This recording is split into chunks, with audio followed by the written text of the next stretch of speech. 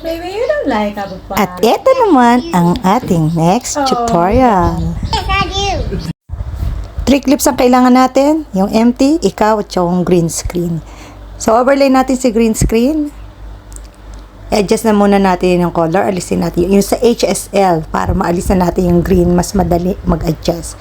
Tapos, yan. Saka natin i-remove background. Tapos, i-adjust natin para totally clear. Malinis siya. Walang ka-green-green. Then, naka-overlay yan. I-overlay natin dun sa empty background na kinuhanan natin. Nakaharap natin, kunwari, yung baby. Kasi ang cute niya. Yung mga memes, pwede nyo i-combine sa inyo.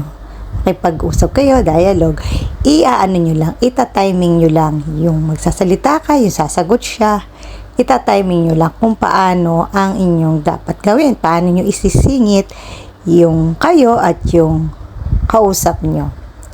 So, yan lang ginawa ko. Adjust lang. Move dito, move doon. Nalis si boses nito.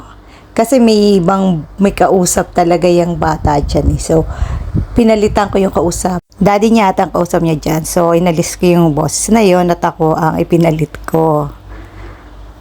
Nakakatuwa lang kasi ang cute niya. Talagang nanindigan siya na gusto niya si apple pie. So, ang kailangan lang dyan natin is timing. Yung pagsabi mo, pagsagot niya, ita-timing mo.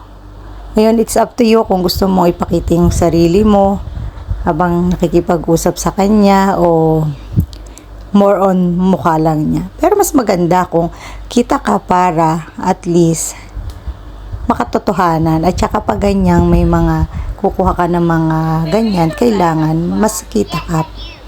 So, yun lang mga kabebang, sana nakatulong. Hanggang sa muli. Bye.